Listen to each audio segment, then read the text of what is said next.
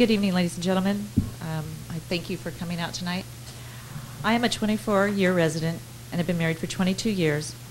My husband and I have raised our 2 daughters in El Segundo School District. I am not running against anything. I am running for El Segundo and its residents. I don't accept money from developers or employee groups that bargain with the city. I want to represent all of our residents equally. Service to El Segundo is not new to me. I'm currently the Recreation and Parks Commissioner, Chairman of the High School Scholarship Committee, past board member of AYSO Soccer, Chairman of the Middle School Run for Education, and I also raise guide dogs for the blind. I've also volunteered at the Super CPR Saturday. I volunteered at the Tree Musketeers Tree for Seas, and a past softball and girls coach. I will work to make sure that El Segundo safety services continue to be the best. I will work with the schools to maintain the excellence that they have established. LAX must live up to its commitment to minimize noise and pollution in our community.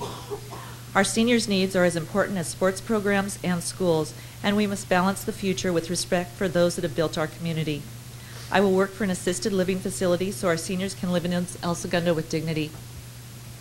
We are entering tough fiscal times, and we must make sound decisions to continue to provide the services that our residents deserve. I believe a council member must listen to the community and then make decisions, and not the other way around. I respectfully ask for your vote on April 8th. You get 3 votes, and I only want 1. Thank you. And for the first question, Main Street El Segundo has undergone a transformation over the past decade. The city has spent considerable funds, and some new developments have been added or are under consideration. What would you like to see happen in the future to Main Street? And what would you do to attract more retail tenants? Ms. Topar. Well, now by the time it gets to me, I don't have anything that's too special to say, but I too miss Ria's, RB's, Taylor's, all of those places that made our town sort of an historic place. Yes, definitely parking is a problem. But I do think that if we talk to the public and get some input, there's a lot of resources out there. There's a lot of ideas. I don't have them all. If I had them, I would have brought them forward, and we'd be doing well with some of these businesses. But we definitely need to get the businesses in town. We don't really need a lot more real estate offices or different restaurants are nice, but we need to get something that actually brings people into our community. People want to walk up and down the street, shop a little, get ice cream, have something to eat, make it a place where you can make an evening out of it. And that's just something where we're going to have to get a lot of input from the community and see what works best for us. Next question. Businesses and residents alike have seen a substantial decrease in the approval time for building permit approval. The city previously implemented a fast-track procedure for certain permits.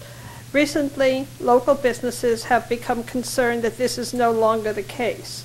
What do you think the city should do to improve the process for business permit approval? Ms. Topar. Yes, there is a disarray in the planning department and an inconvenience to our homeowners. It costs us money with poor service to our business community. We need to make sure that we have enough staff who are well-trained, and we need to make sure they follow the city policies. We cannot expect our employees to do the job that they would like if they are not given the correct resources. We need to give them the right resources and the tools so that they can do the job that they're expected to do. Thank you. Okay, third question. Sepulveda Boulevard is under the control of Caltrans.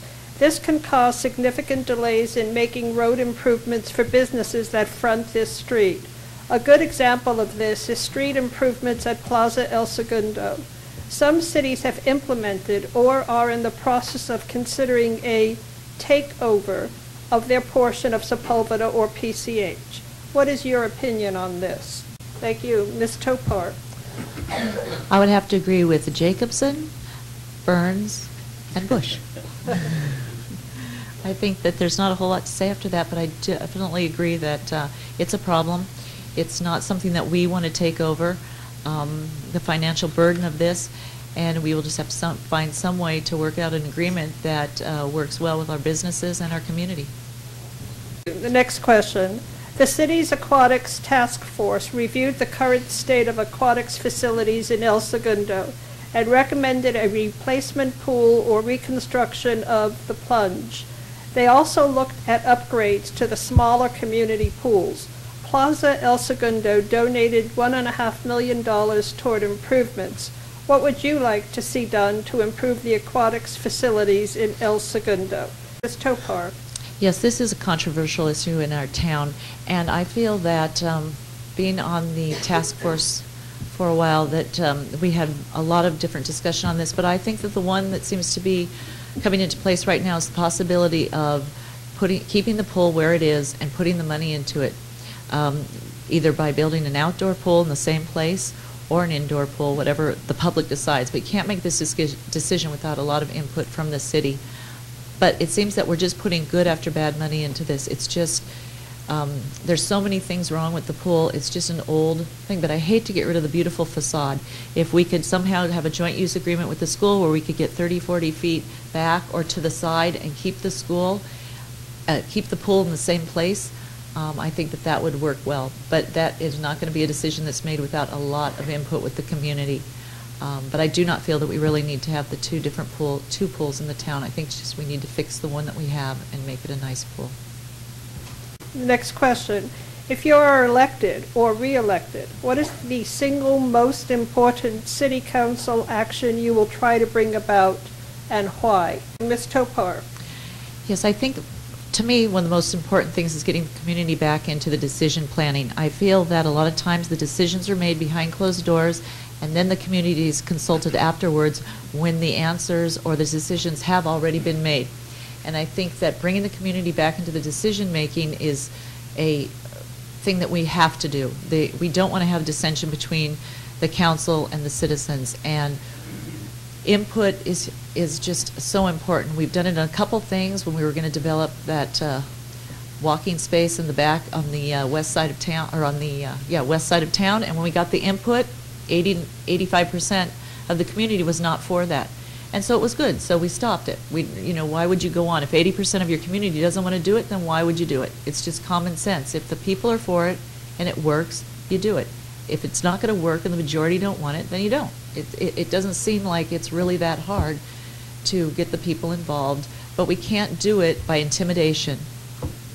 The next question. Recognizing that the business community generates the majority of city revenue, what strategies would you support to retain and encourage business development? Ms. Topar. Could you repeat the question to me, please? Yes. Recognizing that the business community generates the majority of city revenue, what strategies would you support to retain and encourage business development? Well, of course, it's important to have fair and constructive relationship with our business community. Our business community, we're lucky to have some great corporate citizens that do at every major event. You see their logos, Chevron, Mattel, DirecTV, and many others. We have to remember that business is the engine that lets us live our Mayberry life. And I think that it's a beautiful community, and we just need to have a balance between our community and our citizens. So that's my answer. Thank you. The next question. There has been interest in building a new privately run and financed senior assisted living facility in El Segundo. A possible location for this facility is the Imperial Avenue School. Would you support the rezoning and development of this site? And we're starting with Ms. Topar. Naturally. Well, I don't know enough about this project right now to commit myself either way.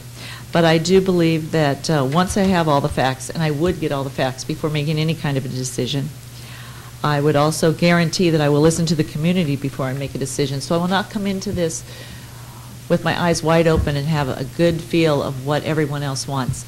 But it's a new thing right now, and I'm not really I don't feel knowledgeable enough to give you an answer one way or the other.